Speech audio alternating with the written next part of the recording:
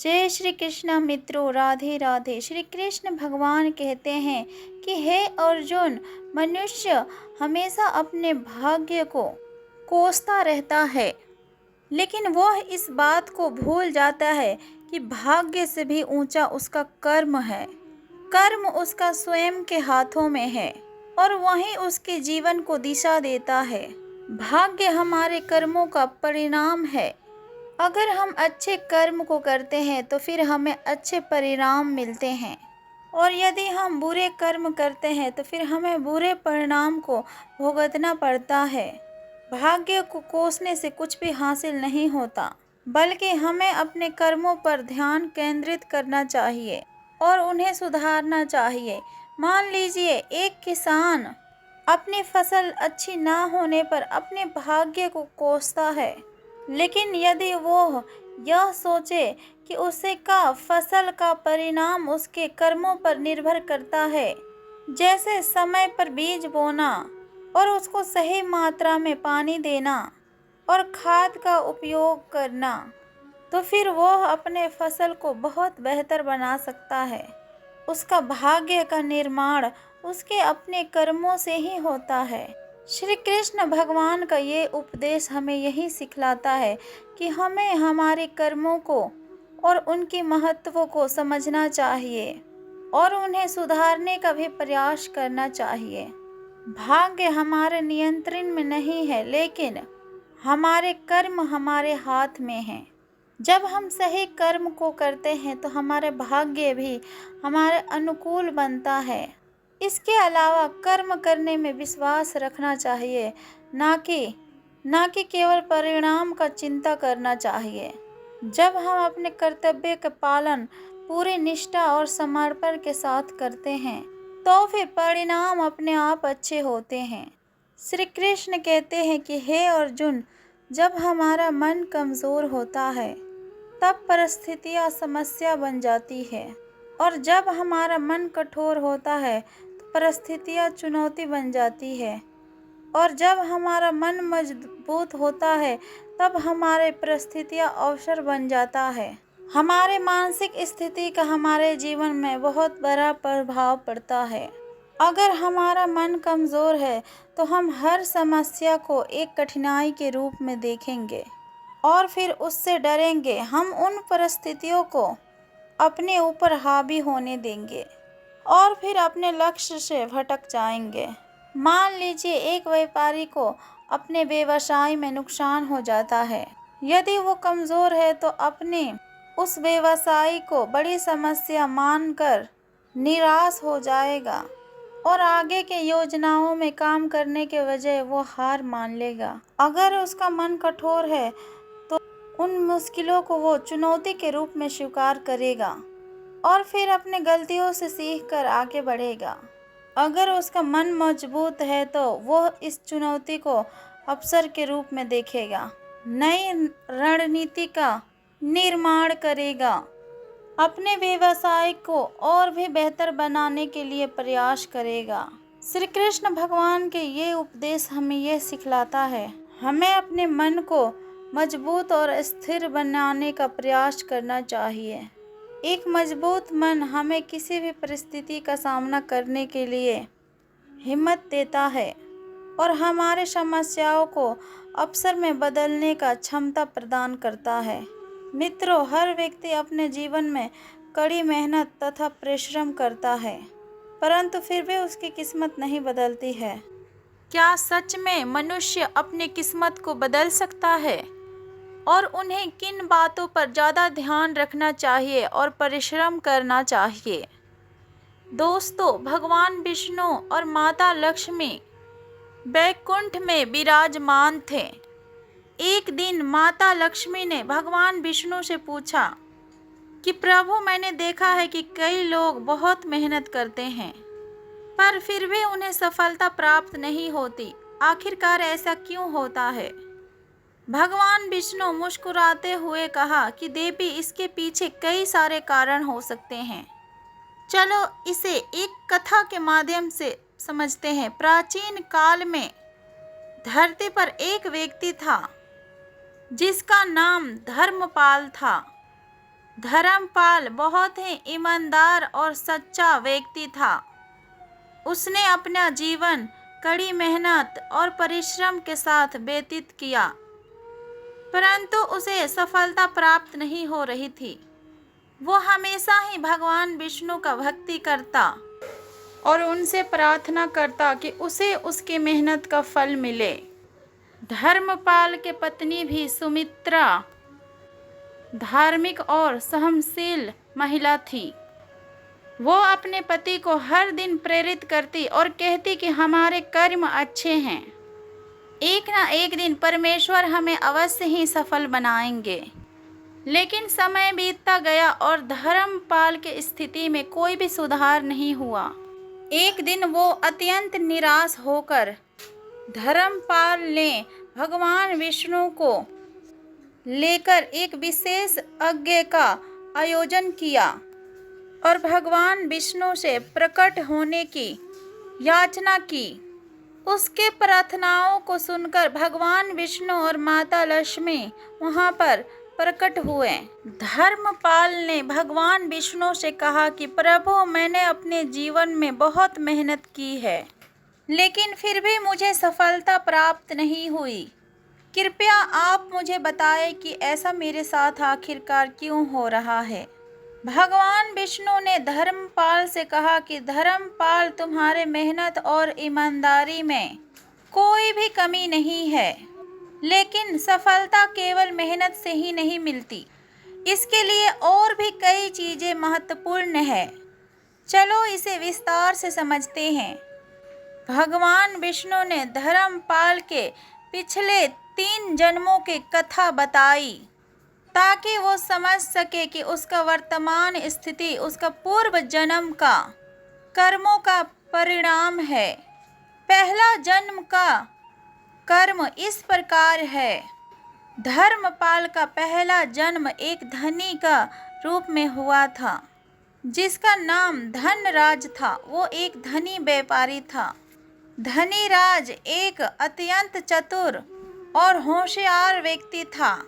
उसने अपने व्यापार में बहुत सफलता पाई और उसकी संपत्ति दिन प्रतिदिन बढ़ती गई। उसकी धनी होने के कारण ईमानदारी और सच्चाई नहीं, बल्कि छल कपट और धोखा धड़ी पर आधारित थी। धन्यराज का व्यापार बड़े ही तेजी के साथ फैलने लगा, लेकिन उसने अपने व्यापारिक और साझेदारी व्यक्तियों के साथ कई अनैतिक कार्य को किए। उसने लोगों को धोखा देकर उसकी संपत्ति को हड़प ली और उनके साथ गलत समझौते किए और झूठे वादों के साथ अपने व्यापार को बढ़ाया। उसके व्यावहारिक गतिविधियों में नैतिक रूप की कोई भी स्थिति नहीं थी। धनराज ने एक बार अपने व्यापारिक के साथ साझा किया। सुमेश को बड़े मुनाफे के लालच देकर उसके साथ एक सौदा किया। सुमेश ने धनराज पर विश्वास करके अपने सारे संसाधन उस सौदे में लगा दिए, लेकिन धनराज ने धोखाधड़ी करके सुमेश को नुकसान पहुंचाया और उसकी सारी धन दौलत को उसने हड़प ली। सुमेश के परिवार वाले का स्थिति अत्यंत दयनीय हो गई और वे फिर गरीबी में जीवन को बिताने से मजबूर हो गए। एक और घटना ने धनराज ने अपने मित्र राजेश को बिना गुणवत्ता का माल बेचकर उससे भी भारी मुनाफा कमाया। राजेश ने जब इस बात का विरोध किया और फिर अपने पैसे को वापस मांगने की कोशिश की, तब धनराज ने अपने प्रभाव का उपयोग करके राजेश को धमकाया और फिर उसे चुप करा दिया। धनराज का इस तरीके का अनैतिक कार्यों ने कई लोगों का जीवन बर्बाद कर दिया। उसके पास धन दौलत की कोई कमी नहीं थी, लेकिन उसने अपने सफलता के लिए सच्चाई और ईमानदारी को त्याग दिया था। भगवान विष्णु ने धर्मराज को दिखाया कि अनैतिकता का परिणाम उसका अगले जन्मों में भुगतना पड़ा। धनराज की मृत्यु के बाद उसके आत्मा को अपने किए हुए पापों का प्रायश्चित करने के लिए अगले जन्मों में कठिनाइयों का सामना करना पड़ा। उसके आत्मा को यह सीखना था कि सच्चाई और ईमानदारी और नैतिकता ही सच्ची सफलता का मार्ग है। इस प्रकार भगवान विष्णु ने धर्मपाल को उसके पहले जन्म का कथा दिखाकर यह समझाया कि उसके वर्तमान कठिनाइयों का कारण उसके पूर्व जन्म का अनैतिक कर्म है।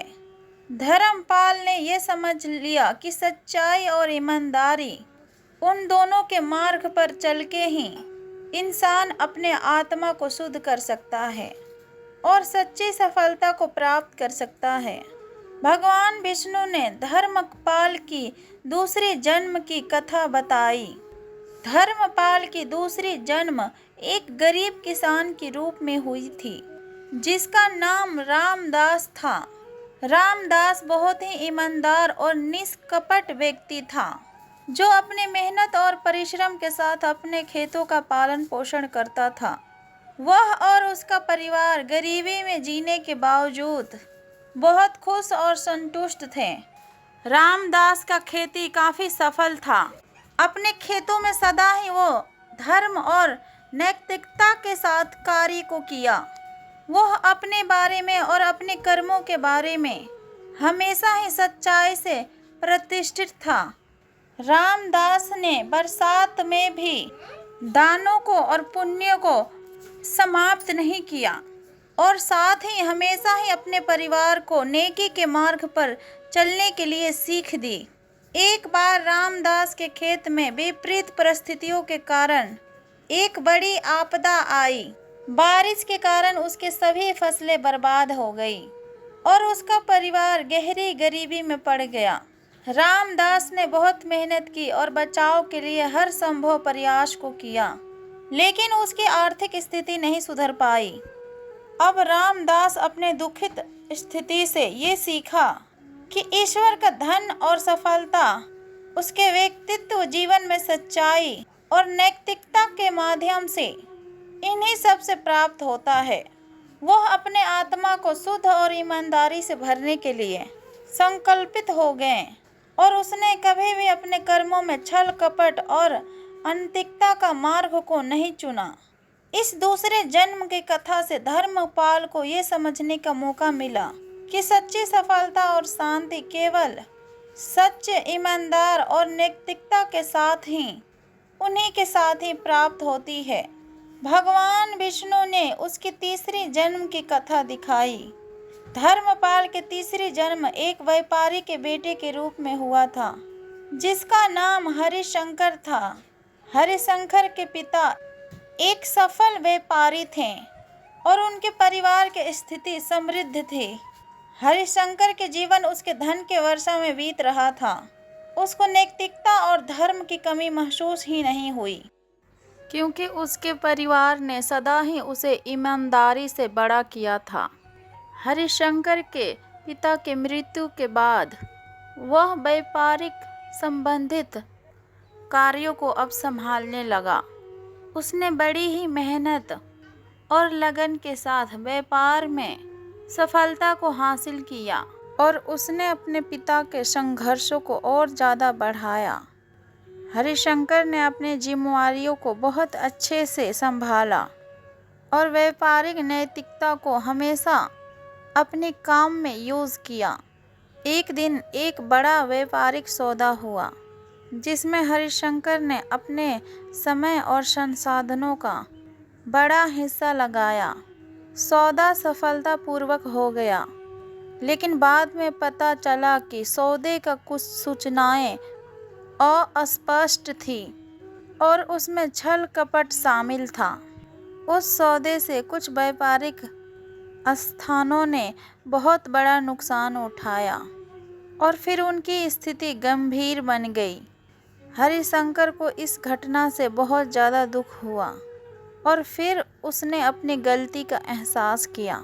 वह इस बात को समझ गया कि व्यापार में सफल होना केवल धन और संपत्ति का होना नहीं होता है, बल्कि सत्य, ईमानदारी और नैतिकता इन सभी का भी बहुत महत्वपूर्ण होता है।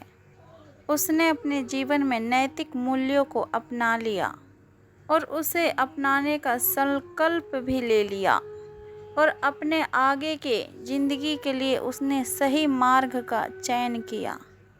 इस तीसरे जन्म की कथा से धर्मपाल को ये समझाया गया कि व्यापारिक सफलता केवल आर्थिक परिमाणों पर निर्भर नहीं करती, बल्कि ये नैतिकता और धर्म पर सब्र के साथ जुड़ी होती है।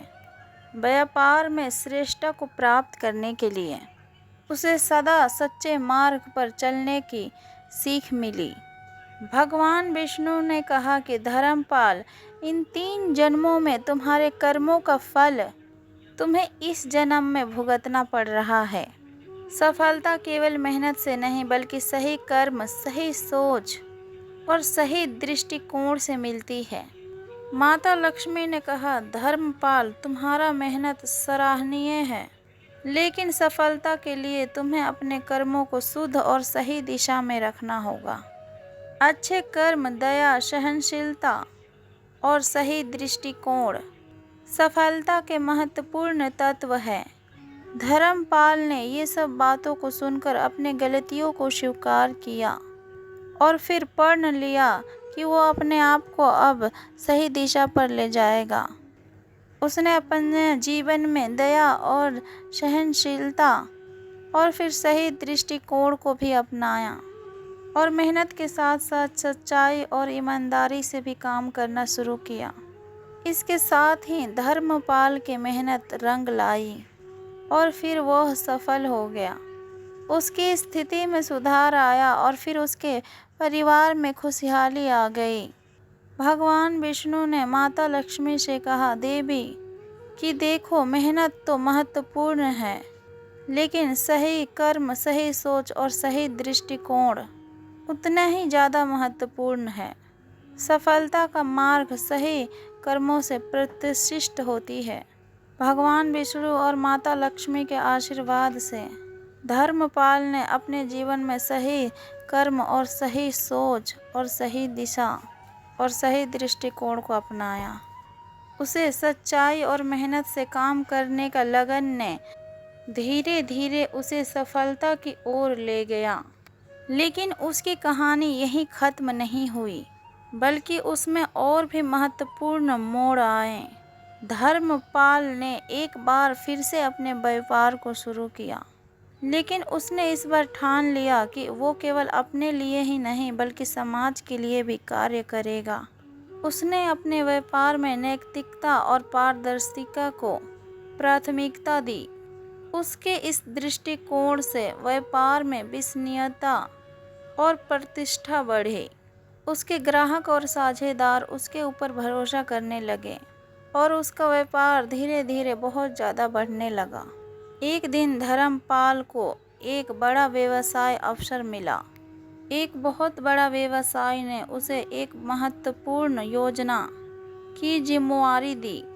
ये धर्मपाल के लिए एक सुनहरा अवसर था, लेकिन उसके साथ भी एक चुनौती थी।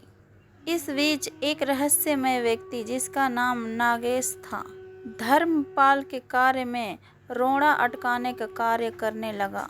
उसने धर्मपाल के कार्यों में बाधा डालने की कोशिश की थी, लेकिन वो असफल हो गया। फिर उसने दूसरे बार धर्मपाल के कार्यों में बाधा डालने की कोशिश की। नागेश धर्मपाल के प्रतिबंध व्यापारियों को अपनी ओर मिलाने की कोशिश कर रहा था। उसने कई गलत और अनैतिक कार्यों का सहारा लिया। धर्मपाल को इस बात का पता चला, लेकिन उसने धैर्य और सच्चाई का मार्ग को नहीं छोड़ा। उसने अपने कर्मचारियों और व्यापारियों को अपने विश्वास में लिया और उन्हें समझाया कि वो किसी भी वजह से नैतिकता का मार्ग को नहीं छोड़ेगा। भगवान विष्णु और माता लक्ष्मी धर्मपाल की सच्ची मेहनत और लगन को देख रहे थे। एक दिन भगवान विष्णु धर्मपाल के सपने में उसको दर्शन देते हैं और फिर उसे धैर्य बनाए रखने का आशीर्वाद दिया। विष्णु भगवान ने कहा कि धर्मपाल, तुम्हारी सच्चाई और अच्छाई और तुम्हारी मेहनत की परीक्षा हो रही है। तुम अपने अंदर धैर्य को बनाए रखो, सफलता तुम्हारे साथ होगी। अगले कुछ सालों में धर्मपाल ने नागेश का सामना करते हुए भी अपने काम को जारी रखा। उसने अपने व्यापार में नवाचार और गुणवत्ता के साथ अपने काम को बहुत अच्छी तरीके से ध्यान दिया। धीरे धीरे ग्राहकों का विश्वास और अधिक मजबूत हो गया और फिर उसके व्यापार में वृद्धि हो गई। और फिर नागेश के योजनाएं असफल हो गई और फिर उसे गलत कामों को फल को उसे भुगतना पड़ा। उसे व्यापार जगत से बाहर भी कर दिया गया और उसका नाम हर सदमे में, हर जगह, हर शहर में बदनाम हो गया। धर्मपाल की सच्चाई और ईमानदारी की जीत हुई। उसका व्यापार अत्यंत सफल हुआ। धर्मपाल ने समाज के लिए भी कई अच्छी कार्यों को किया। उसने शिक्षा और सामाजिक सेवाओं में भी योगदान दिया। उसके व्यापार से जो प्राप्त धन था उसने समाज की भलाई में लगा दिया और फिर उसका नाम एक आदर्श व्यापारी के रूप में जाना गया। धर्मपाल का व्यापार अब सफल हो चुका था। उसके पास न केवल धन दौलत थी बल्कि समाज में भी उसका सम्मान बहुत ज़्यादा बढ़ गया था। लेकिन जीवन हमेशा सीधा और सरल नहीं होता। इसमें सदैव ही उतार चढ़ाव लगा ही रहता है। एक दिन धर्मपाल के द्वार में एक नया प्रतिबंध आया जिसका नाम था शत्रुघ्न था। वो व्यक्ति बहुत ही चालाक और महत्वाकांक्षी व्यक्ति था जो किसी भी कीमत पर धर्मपाल को हराना चाहता था। उसने सोचा कि यदि वो धर्मपाल के प्रतिष्ठा को गिरा सके, वह व्यापार जगत में आसानी से शीर्ष पर पहुंच सकता है। शत्रुघ्न ने कई गुप्त चालें चली। उसने धर्मपाल के कर्मचारियों को अपने ओर मिलाने की कोशिश करी और कई प्रकार के झूठी अफवाहें फैलाई कि धर्मपाल का व्यापार अवैध गतिविधियों में शामिल है। इन अफवाहों ने धर्मपाल का छवि को धुंधला करने की कोशिश की।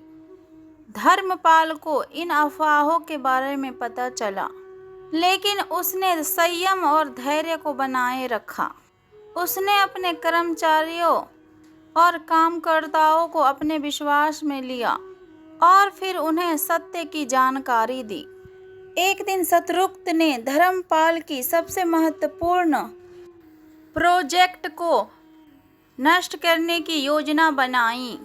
उसने धर्मपाल के प्रोजेक्ट स्थल पर आग लगाने की सूचना बनाई और फिर षड्यंत्र को रच डाला। लेकिन भगवान विष्णु के कृपा से धर्मपाल के एक कर्मचारी समय रहते ही इस साजिश को नाकाम कर दिया और फिर धर्मपाल को इसकी सूचना दी। धर्मपाल ने तुरंत ही अधिकारियों को सूचित किया और शत्रुघ्न के साजिश को बेनकाब किया। अधिकारियों ने शत्रुघ्न को कैदी बना लिया और उन्हें पकड़कर बंद कर दिया और उसके खिलाफ सख्त कार्रवाई की। एक दिन धर्मपाल के जीवन में एक रहस्यमय साधु आया जिसने उसे एक पुराना रहस्य को बताया। साधु ने कहा कि धर्मपाल, तुम्हारे पूर्वजों ने एक गुप्त खजाना को छुपा रखा था जो केवल सच्चे और ईमानदार व्यक्ति को ही मिल सकता है। यह खजाना तुम्हारे परिवार के भलाई के लिए है। धर्मपाल ने साधु के बात सुनी और खजाने के खोज में फिर निकल पड़ा। उसने अपने पुत्र को आरव और अर्जुन को भी इस खोज में शामिल किया। वे तीनों मिलकर पुराने दस्तावेजों और नक्शों का जांच करने लगे। कई महीने के मेहनत के बाद धर्मपाल और उसके पुत्रों ने खजाने का पता लगा लिया। खजाना एक पुराने मंदिर के पीछे छुपा हुआ था जिसे खोलने के लिए विशेष पूजा और मंत्रों का आवश्यकता थी। धर्मपाल ने पूजा के आयोजन किया और फिर मंत्रों का उच्चारण किया।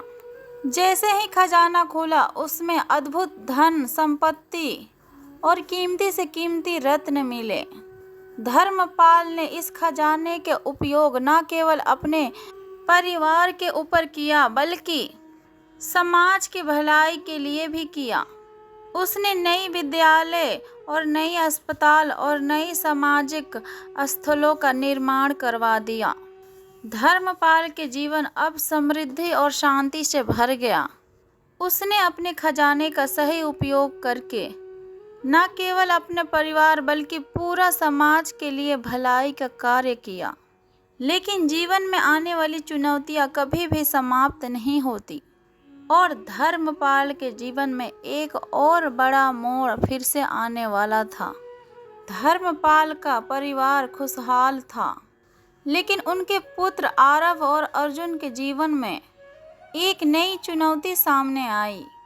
धर्मपाल ने अपने व्यापार को 2 हिस्सों में बांटकर अपने दोनों पुत्रों को सौंप दिया। आरव ने व्यापार के विस्तार से और नवाचार पर ध्यान दिया, जबकि अर्जुन ने समाज सेवा और शिक्षा के क्षेत्र में काम करने का निर्णय को लिया। एक दिन आरव के व्यापार में एक नया साझेदार कुमार आया। कुमार अत्यंत बुद्धिमान और महत्वाकांक्षी था, परंतु उसकी नीयत बिल्कुल ही ठीक नहीं थी। उसने आरव के व्यापार को हड़पने के लिए चालें चलानी शुरू कर दी। कुमार ने आरव के व्यापार में घोटाले और धोखाधड़ी की योजना बनाई। कुमार ने आरव को एक बहुत बड़े योजना में आमंत्रित किया, जिसमें उसने आरव के सारे व्यापार की पूंजी को निवेश कर दिया। लेकिन इस परियोजना में कुमार ने कई गुप्त चालें चलकर आरव को धोखा दिया और फिर उसका सारा धन को हड़प लिया। आरव का व्यापार अचानक ही डूब गया और वह अत्यंत ही निराश हो गया। अर्जुन, जो अपने समाज सेवा के कार्यों में व्यस्त था, फिर उसको यह बात पता चली तो फिर उसने तुरंत ही अपने भाई का मदद करने का निर्णय को लिया। अर्जुन ने अपने समाज सेवा के संपर्कों और धन का उपयोग करके आरव की मदद की। भगवान विष्णु और माता लक्ष्मी ने इस स्थिति को देखा और एक बार फिर से धरती पर प्रकट हुए। उन्होंने आरव से कहा, आरव, यह तुम्हारे धैर्य और सच्चाई की परीक्षा है। तुम्हारे पिता ने भी इसी तरीके के कठिनाइयों का सामना किया था और सच्चाई, धैर्य और सही कर्म से सफल हुए थे। माता लक्ष्मी बोली कि आरव, तुम्हें भी अपने पिता के तरह धैर्य और सच्चाई के मार्ग को चुनना होगा। सही मार्ग पर सदैव ही चलते रहो और भगवान का आशीर्वाद तुम्हारा साथ ही होगा। आरव ने फिर भगवान का आशीर्वाद और अपने पिता का आशीर्वाद को स्वीकार किया और दोबारा से अपने व्यापार को खड़ा करने के लिए ठान लिया। उसने अपने व्यापार में पारदर्शिता और नैतिकता का ज्ञान दिया और अर्जुन ने भी अपने भाई का साथ दिया और सामाजिक संपर्कों का उपयोग करके आरव को एक नए व्यवसाय का अवसर दिलाएं। समय बीतते गया और आरव ने अपने मेहनत और धैर्य के साथ व्यापार को फिर से खड़ा कर लिया। कुमार की चालें बेनकाब हो गई और फिर उसे व्यापारिक जगत से बाहर कर दिया गया। आरव और अर्जुन ने मिलकर समाज और व्यापार एक नई मिसाल कायम की। उन्होंने अपने पिता धर्मपाल के सिद्धांतों को पालन करते हुए सच्चाई, ईमानदारी और धैर्य के मार्ग पर चलते रहे और उस सच्चे मार्ग को अपनाया। धर्मपाल ने एक नई अनुभव को अपनाया और उसने सोचा कि अपने अनुभव को लोगों के साथ साझा करेगा ताकि लोग भी सही मार्ग पर चलकर सफलता को प्राप्त कर सके। धर्मपाल ने अपने अनुभवों को और शिक्षाओं को एक पुस्तक में संकलित किया और उसके नाम रखा सत्य के मार्ग। धर्मपाल का कथा इस पुस्तक में और समाज में धूम मचा दी। लोग धर्मपाल के अनुभवों से प्रेरित होकर सही मार्ग पर चलने लगे। उसकी कहानी ने समाज में एक नई ऊर्जा और प्रेरणा का संचार किया। भगवान विष्णु और माता लक्ष्मी ने उसके परिवार के सफलता को देखकर बहुत प्रसन्न हुए। उन्होंने धर्मपाल के पूरे परिवार को आशीर्वाद दिया। तुम्हारी सच्चाई और धैर्य और सही कर्म तुम्हें सच्ची सफलता और सम्मान दिलाया है। तुम सब इस समाज के लिए प्रेरणा हो। धर्मपाल और आरव और अर्जुन ने भगवान विष्णु और माता लक्ष्मी का आशीर्वाद पाकर अपनी जीवन यात्रा को और भी धैर्य और सच्चाई और अच्छे कर्मों से समर्पित कर दिया। उनके जीवन की कहानी यह सिखलाती है, चाहे जीवन में कितनी ही कठिनाइयां आए, सच्चाई, ईमानदारी और धैर्य का मार्ग ही सफलता की ओर ले जाती है और उन सब के मार्ग ही एक असली कुंजी है। इस प्रकार धर्मपाल ने सच्चाई और धार्मिक और सही कार्य के माध्यम से सफलता और सम्मान को प्राप्त किया। उसकी कहानी ये सिखाती है कि जीवन में आने वाली कठिनाई उन सभी का सामना धैर्य, सच्चाई और सही दृष्टिकोण से सिद्ध करना चाहिए। सच्चे और अच्छे कर्म ही हमें वास्तविक सफलता और सम्मान दिला सकते हैं। इस प्रकार धर्मपाल की कहानी हमें ये सिखलाती है कि मेहनत के साथ साथ सही कर्म, सही सोच और सही दृष्टिकोण भी सफलता के महत्वपूर्ण तत्व है। धैर्य और सच्चाई के मार्ग पर चल के ही सच्ची सफलता को हासिल किया जा सकता है। किसी को गलत समझना बहुत आसान होता है, पर जिस बात के लिए उसे गलत समझ रहे हो उस बात को समझना बहुत मुश्किल होता है। विवाह के बाद पति पत्नी को एक दूसरे में गलती को तराशना और बहस करना मूर्खता है। बुद्धिमानी तो गलतियों को सुधार कर गृहस्थी को चलाने में होती है। बहस से मात्र समस्याएं उत्पन्न होती है। दोस्त और रिश्तेदार सबको आजमा कर देख लेना। अगर तुम्हारे पास पैसा और कामयाबी नहीं है तो फिर तुम्हारा इस जीवन में कोई साथ देने वाला नहीं। यह जरूरी नहीं कि तुम्हारा हर करीबी व्यक्ति आपका शुभ चिंतक ही हो, बल्कि उनमें से कुछ आपके साथ शुभ होता देखकर बहुत ज़्यादा चिंतित भी हो जाते हैं। दिन के शुरुआत में ऐसा लगता है कि जीवन में पैसा बहुत ज़्यादा ज़रूरी है, लेकिन दिन को ढलने के बाद समझ में आता है कि जीवन में शांति बहुत ज़रूरी है। जिसके पास आपके लिए वक्त ना हो उन्हें कभी भी परेशान मत करना, क्योंकि वो अपनी दुनिया में व्यस्त हैं और उन्हें उनकी उस दुनिया में आप नहीं चाहिए। वक्त से पहले मिली चीज़ें अपना मूल्य को खो देती है और वक्त के बाद मिली चीज़ें अपने महत्व को खो देती है। अगर आपके वजह से कोई रिश्ता खराब हो रहा है और आपको वहाँ झुकना पड़ रहा है तो फिर झुक जाओ, परंतु बार बार बेवजह अगर झुकना पड़ रहा है तो फिर वहीं पर रुक जाओ। कल शीशा था, सब देख देख कर जाते थे, आज टूट गया तो सब बच बच कर जाते हैं। यह वो वक्त है और दिन तो सभी का आते हैं।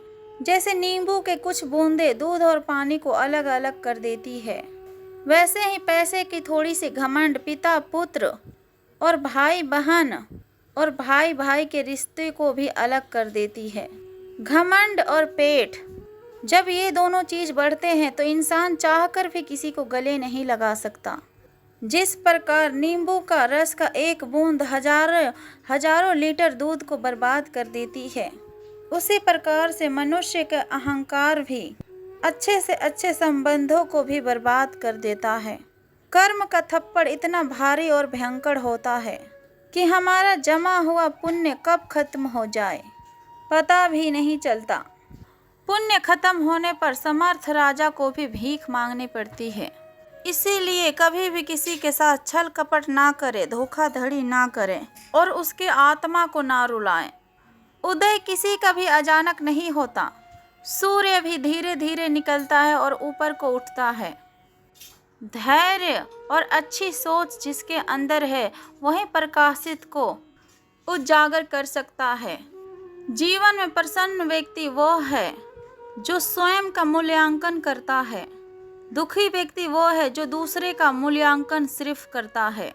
डाली से टूटा फूल फिर से लग नहीं सकता है, मगर डाली मजबूत हो तो उसमें नया फूल फिर से खिल सकता है। उसी तरीके से जिंदगी में खोए हुए पल को वापस नहीं ला सकते, मगर हौसले और विश्वास से आने वाले उस पल को और हर पल को बहुत ही खूबसूरत बना सकते हैं। हर एक रात्रि को जब हम सोने के लिए जाते हैं तब इस बात की गारंटी नहीं है कि सुबह तक हम जीवित रहेंगे या फिर नहीं। फिर भी हम घड़ी में अलार्म लगाकर सोते हैं और कहते हैं, नेत्र हमें केवल दृष्टि को प्रदान करते हैं, हम कब किस में क्या देखते हैं यह तो हमारे भावनाओं पर निर्भर करता है।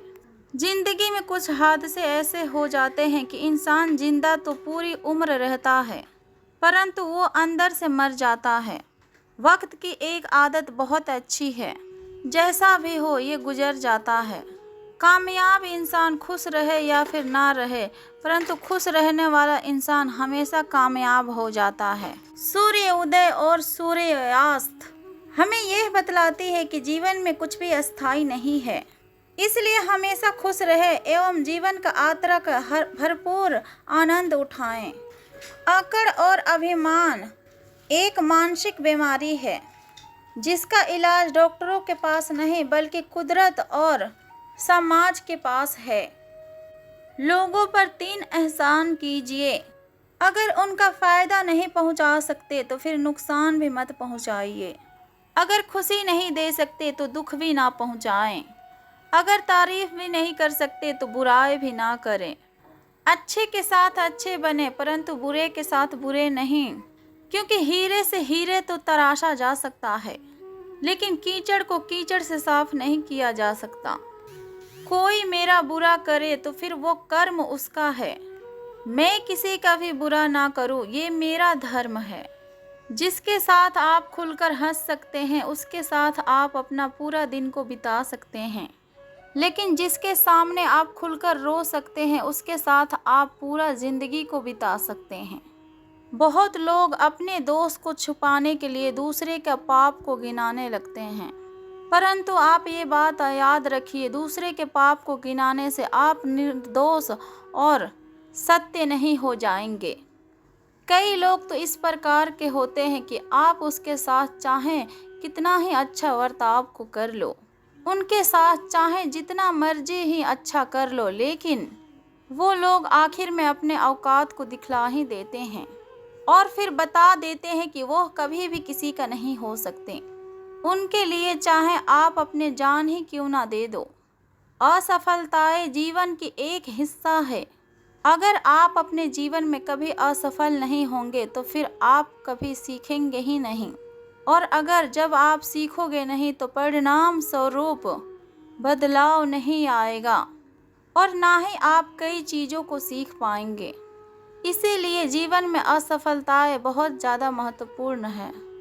इस दिल ने कभी किसी का बुरा नहीं चाहा। यह बात कुछ और है कि मुझे यह साबित करना नहीं आया।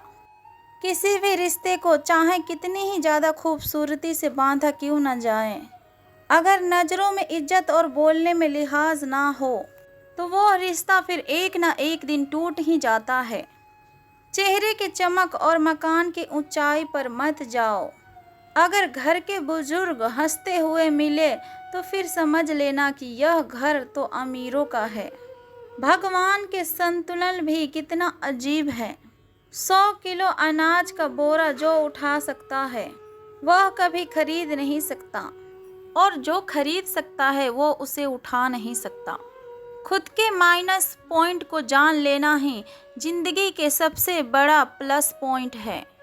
इंसान की समझ सिर्फ इतनी है कि उसे जानवर कहो तो वो नाराज हो जाता है और शेर कहो तो फिर वो खुश हो जाता है। जीवन में पछतावा करना छोड़ो, कुछ ऐसा करो कि तुम्हें छोड़ने वाले पछताए। अगर समझाने से लोग समझ जाते तो फिर बांसुरी बजाने वाला कभी महाभारत को होने ही नहीं देता। भरोसा सांसों का नहीं होता, परंतु लोग इंसानों पर कर लेते हैं। मैंने सबसे ज़्यादा धोखा अपने अच्छाइयों से खाया है। सामने वालों को ऐसे ही मान लिया जैसा वो दिखा, लेकिन बाद में पता चला कि यहाँ पर लोग तो रावण से भी ज़्यादा खतरनाक चेहरे लिए फिरते हैं। उसे छोड़ देना ही उचित है जो आपके होने का मूल्य को ही ना समझे। अपने लाइफ में सदैव ही ऐसे लोगों का चुनाव करो जिसका मन और विचार उसके चेहरे से भी ज़्यादा खूबसूरत हो। दौलत और हुस्न के लालच में कभी अपने ईमान को खराब मत करना, क्योंकि दौलत तो दुनिया में ही खत्म हो जाएगी और हुस्न मिट्टी में ही दफन हो जाएगा, लेकिन तुम्हारा ईमान आखिर तक तुम्हारा साथ देगा। तुलना के खेल में मत उलझो, क्योंकि इस खेल का कहीं कोई अंतर नहीं। जहाँ से तुलना की शुरुआत होती है वहीं से आनंद और अपना खत्म हो जाता है। गुस्सा करना अपने पैरों का कुल्हाड़ी मारना जैसा है, क्योंकि आप जिस पर इतना ज़्यादा गुस्सा करते हैं उससे कई ज़्यादा नुकसान तो आपको ही हो जाता है। अगर केवल इसीलिए आपने अपने सपनों पर काम करना बंद कर दिया है क्योंकि किसी को लगता है कि आप उस कार्य को नहीं कर सकते हैं, तो फिर यह आप मान लेना कि वो आपका सपना तो है ही नहीं, वह बस आपकी एक छोटी सी इच्छा है। जो लोग आपको नज़दीक से नहीं जानते उनकी बातों को दिल पर मत लो, आगे बढ़ो और कुछ करके दिखाओ। हमेशा याद रखना, बेहतरीन दिनों के लिए बुरे दिनों से सदैव ही लड़ना पड़ता है। जिम्मेवारियां इंसान को वक्त से पहले बड़ा बना देती है और हालात तो बचपन के खुशियों को भी छीन लेते हैं। जिसमें नुकसान सहने की ताकत हो वही मुनाफा को कमा सकता है, फिर वो चाहे कारोबार हो या फिर रिश्ता। इतनी जल्दी दुनिया की कोई भी चीज़ नहीं बदलती जितनी जल्दी इंसान की नीयत और नज़रें बदल जाती है। जिंदगी के कुछ अध्याय ऐसे भी होते हैं जिन्हें आज नहीं तो कल बंद होना ही है। इसीलिए जो चीज़ आपके लिए है ही नहीं उसे ज़बरदस्ती पकड़ने से क्या फ़ायदा।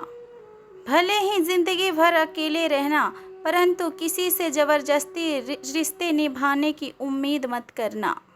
हिसाब रखा करो। आजकल लोग बड़ी जल्दी पूछ लेते हैं कि तुमने मेरे लिए आखिर किया ही क्या है। अगर आप खुशहाल जिंदगी को जीना चाहते हो तो फिर उसे अपने लक्ष्य से जोड़ो, ना ही कि किसी इंसान और चीज़ों से, क्योंकि दौलत तो विरासत में मिल सकती है लेकिन पहचान अपने दम पर बनानी पड़ती है। अगर अच्छे कर्म करते हुए भी लोग आपके ऊपर शक करें तो फिर उन्हें करने दो, क्योंकि शक हमेशा सोने की शुद्धता पर होती है, कोयले के कालिख पर नहीं। वृक्ष के नीचे पानी डालने से वृक्ष के सबसे ऊपर वाले पत्ते में भी पानी चला जाता है। उसी प्रकार प्रेम पूर्वक किए गए हुए काम परमात्मा तक पहुंच ही जाते हैं। जीवन में यही देखना महत्वपूर्ण नहीं है कि कौन हमसे आगे है और कौन हमसे पीछे है, बल्कि ये भी देखना चाहिए कि कौन हमारे साथ है और हम किसके साथ हैं। सेहत के लिए योग और किसी की ज़रूरत के लिए सहयोग, ये दोनों ही जीवन को बदल देते हैं। मनुष्य चाहे कितना भी गोरा क्यों ना हो, परंतु उसका परछाई सदैव ही काले रहते हैं। मैं श्रेष्ठ हूँ ये आत्मविश्वास है, लेकिन सिर्फ मैं ही श्रेष्ठ हूँ ये अहंकार है। पैसों से अमीर होना तो आम बात है, परंतु दिल से अमीर होना ये बहुत खास बात है। सफलता हमेशा उन्हीं कामों को करने से मिलती है जिन कामों को करने का मन नहीं करता। समुद्र बड़ा होकर भी अपने हद में रहता है, जबकि इंसान छोटा होकर भी अपने हदों को भूल जाता है। गलती करना कोई गलती नहीं है, लेकिन एक ही गलती को बार बार दोहराना ये बहुत बड़ी गलती है। अपनाना सीखो और ठुकराना भी सीखो, और जहाँ पर आपका इज्जत ना हो वहाँ से उठकर जाना भी सीखो। इंसान क्या है, बस परिस्थितियों से बना हुआ एक पुतला है। हर इंसान को अपने लिए खुद ही एक रास्ता बनाना होता है। यह बात जिसने जान ली, समझ लो खुशियों ने उसका पता लिख लिया। जितना ज़्यादा त्याग करोगे उतना ही ज़्यादा प्राप्त करोगे। लोग क्या कहेंगे? पहले दिन हंसेंगे, दूसरे दिन मजाक उड़ाएंगे और तीसरे दिन भूल जाएंगे। इसीलिए लोगों का परवाह मत करो। करो वह जो उचित हो, जिसमें तुम खुश हो। याद रखना कि ये ज़िंदगी तुम्हारी है, लोगों की नहीं। अगर जीने का जज्बा हो तो मुश्किल से मुश्किल हालात भी आसान लगने लगते हैं। आदमी को खुद की नज़रों में सही होना चाहिए, वरना ये दुनिया तो भगवान से भी दुखी है। वक्त और किस्मत पे कभी भी घमंड मत करना, क्योंकि सुबह उनकी भी होती है जिनके दिन खराब होते हैं। चाहे कोई भी व्यक्ति कितना ही बुरा हो, उसके अंदर कोई न कोई गुण अवश्य ही होता है। हाल पूछ लेने से कौन सा हाल ठीक हो जाता है। बस तसल्ली हो जाती है कि इस भीड़ भरी दुनिया में कोई आपका भी है। अगर बुरी मानसिकता वाले लोग हर बात समझाने से ही समझ जाते तो फिर श्री कृष्ण कभी महाभारत होने ही नहीं देते। जुबान पर हंसी के मुस्कान रहने दो, ना रहो खुद उदास और ना ही किसी को उदास रहने दो। दुनिया का 4 स्थान कभी भी नहीं भरते, समुद्र, शमशान, हवस और मनुष्य का मन। गरीब व्यक्ति का हाय और दोगले व्यक्ति का राय, ये दोनों चीज़ कभी भी मत लेना। पैसा हो तो आपकी आयु योग्यता किसी को नज़र नहीं आती, और गरीबी हो तो आपकी योग्यता भी किसी को नज़र नहीं आती। इज्जत किसी भी इंसान की नहीं होती, बस ज़रूरत की होती है। ज़रूरत खत्म, इज्जत खत्म, यही दुनिया का कड़वा सच है। नींद भी क्या गजब चीज़ है, अगर आ जाए तो सब कुछ भुला देती है, और अगर ना आए तो सब कुछ याद दिला देती है।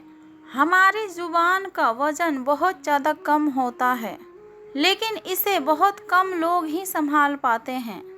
सबको अपने कर्मों का पता होता है। यूं ही गंगा किनारे भीड़ लगा नहीं करती। जब हम प्रभु को सर्वश्रेष्ठ स्थान देते हैं, तब बाकी सभी चीज़ें अपने सही स्थान पर पहुंच जाती है। शरीर जिनके सुंदर है उन्हें दुनिया पसंद करती है, और जिनके आत्मा सुंदर है उन्हें भगवान पसंद करते हैं। उदार होना, दृढ़ रहना, बड़ों का मान करना और मीठे वचन को बोलना सर्वप्रिय बनने का साधन है। हमारी प्रार्थना बस सामान्य रूप से आशीर्वाद के रूप में होना चाहिए, क्योंकि ईश्वर जानते हैं कि हमारे लिए क्या अच्छा है। प्रशंसा परमात्मा की दी हुई एक औषधि है, इसे व्यर्थ न जाने दें। खुद के व्यक्तित्व के लिए 2 ही बातें महत्वपूर्ण है। अपनी मंजिलों के बारे में दूसरों से मत पूछो, क्योंकि आपको लोग अक्सर सही रास्ते से गुमराह कर देते हैं। चेहरे भी कभी कभी झूठ बोल जाते हैं, लेकिन इंसान की असलियत वक्त बता देती है। इंसान की जुबान उसके मन का ताला होता है। ताला खुलते ही मन का राज अपने आप बाहर आ जाता है। अगर किसी बातों को राज रखना है तो फिर उसे अपने दिल में दबाना सीखो। जब आप खुद उस बातों को नहीं दबा सकते, फिर आपने ये कैसे सोच लिया कि आप जिसे बता रहे हो वो अपने मन में दबा लेगा। किसी के कहने से यदि अच्छा या बुरा होने लगे, तब ये संसार या तो पूरी तरीके से स्वर्ग बन जाए या फिर पूरी तरीके से नर्क। इसीलिए यह ध्यान मत दो कि कौन क्या कहता है, बस आप वो करो जो सच्चा है और अच्छा है। इंसान सदैव उन चीज़ों से कम बीमार होता है जो वो खाता है। सबसे ज़्यादा बीमार तो वो उन चीज़ों से होता है जो उसे अंदर ही अंदर खाई जा रही है। उन लोगों से सदैव ही बच के रहना चाहिए जो आप लोगों को अपने दिल में नहीं बल्कि दिमाग में रखता हो। मैंने हर किस्म के लोग अपनी ज़िंदगी में देखे हैं। मुझसे मदद लेकर मुझे शुक्रिया बोलने वाले भी, और मुझसे मदद लेकर बेवकूफ़ बोलने वाले भी। जो आपको तकलीफ़ में देखकर रो पड़े वो आपको कभी भी तकलीफ़ नहीं दे सकता। एक बात सदैव ही याद रखना जनाब, कि जो इंसान दूसरों की बातें तुम्हें बताता है वो तुम्हारी बातें भी दूसरों को बताता होगा। प्रेम और मौत में यही एक समानता है। ना ये उम्र देखती है और ये ना वक्त देखती है और ना ही ये जगह देखती है। अगर अपने रिश्ते को लंबी दूरी तक चलाना चाहते हो तो फिर उनमें भरोसे का होना बहुत ही ज़्यादा आवश्यक है। भरोसे के बगैर कभी भी कोई भी रिश्ता टिक नहीं सकता। अपने ख्वाहिशों के पूरा करना बेहतर है, लेकिन अपने माँ बाप के ख्वाहिशों को पूरा करना बेहतरीन है। जो समय की कदर करना नहीं जानते हैं वही समय लोगों को बड़ी बड़ी सबक सिखला देते हैं समय आने पर। कमज़ोर दिल वाले लोग असफलता से डरकर कोशिश ही नहीं करते, जबकि मजबूत दिल वाले लोग हर मुसीबत को पार करके सफलता को प्राप्त कर लेते हैं। दुनिया के बारे में सोचने से कुछ नहीं मिलता। अगर सुनना ही है तो अपने मन की आवाज़ को सुनो, वह आपको आपके लक्ष्य तक पहुंचने में मदद करेगी।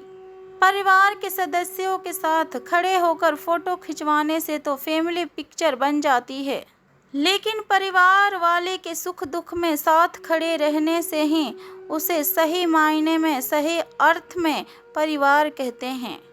कपड़े तो हम ब्रांडेड खरीद सकते हैं, लेकिन संस्कार कोई दुकान में नहीं मिलती है।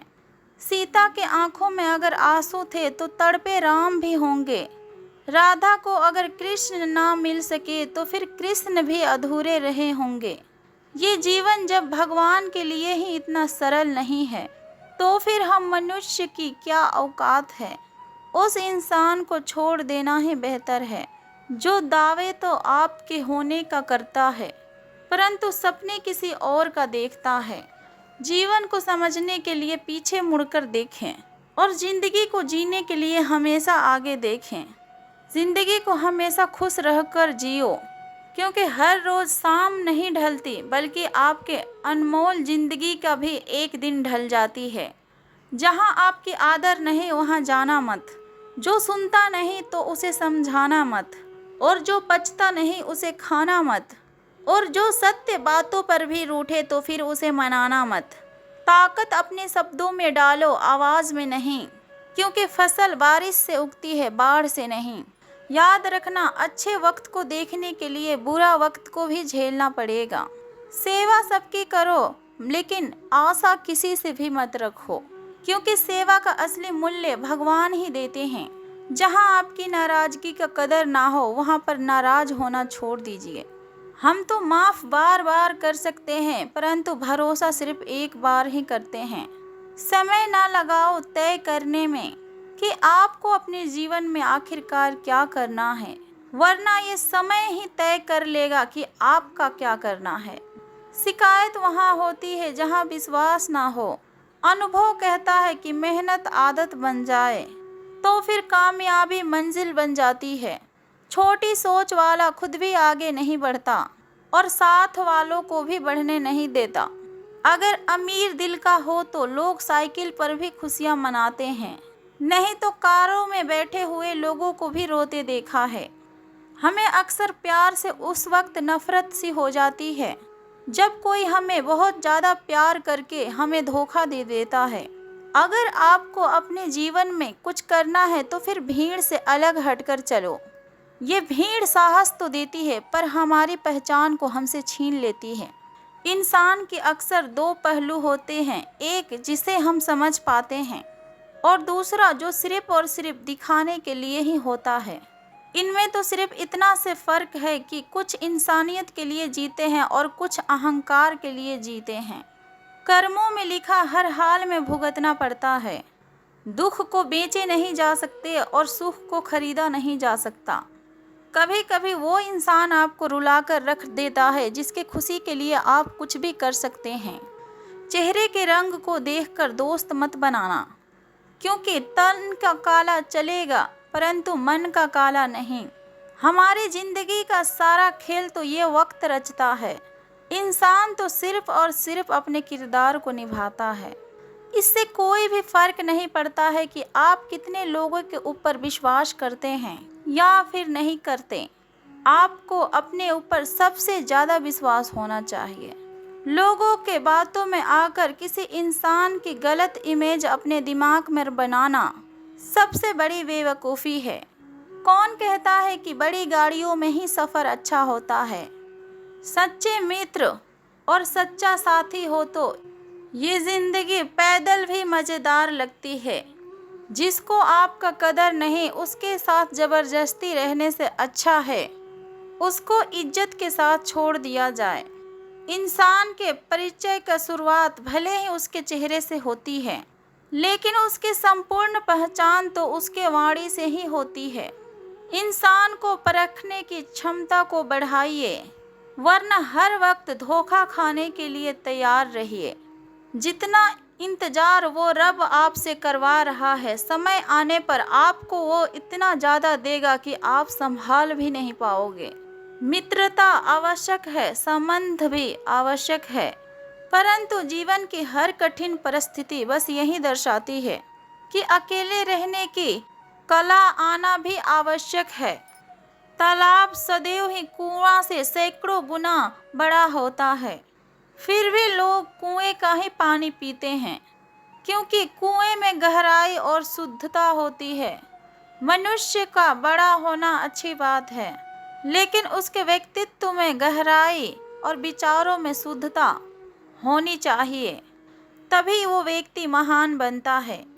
क्रोध तब पुण्य बन जाता है जब वो धर्म और मर्यादा के लिए किया जाए, और सहनशीलता तब पाप बन जाती है जब वो धर्म और मर्यादा को बचा ना पाए।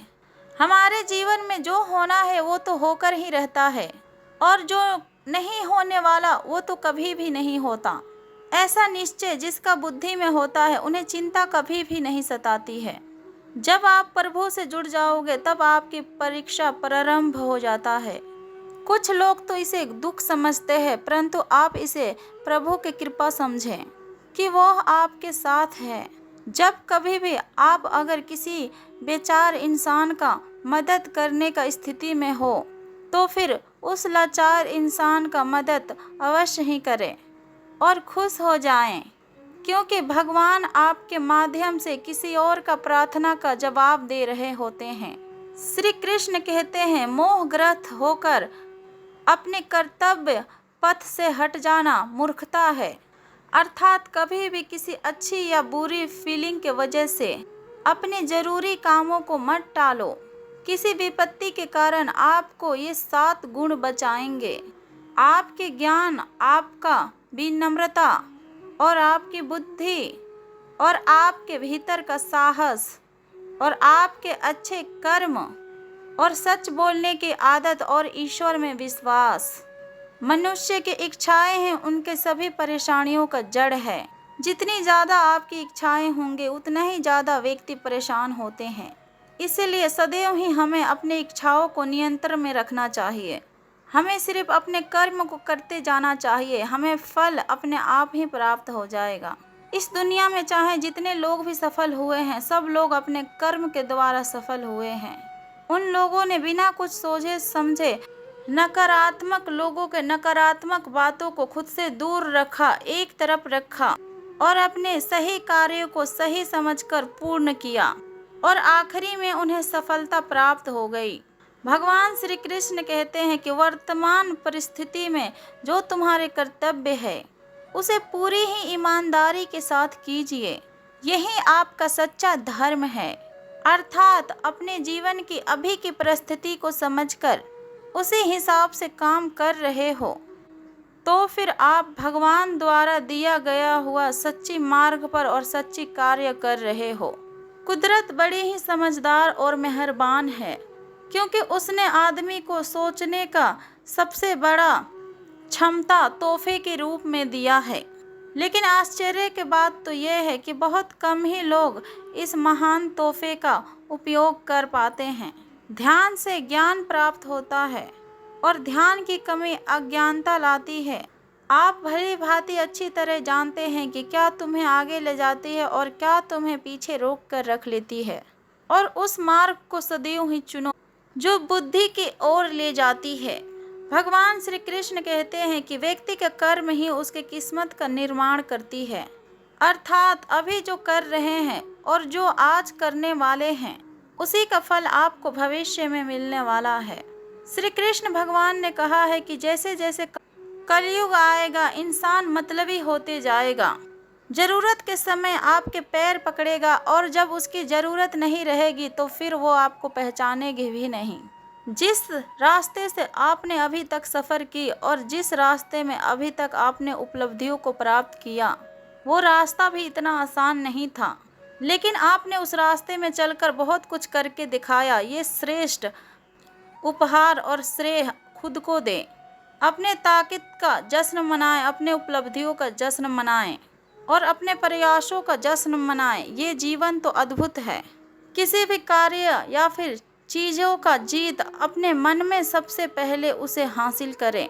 जब हम अपने मन को विश्वास और संयम और उद्यम से पूर्ण करते हैं तब हम वास्तव में जीत को पाने के लिए सक्षम बन जाते हैं।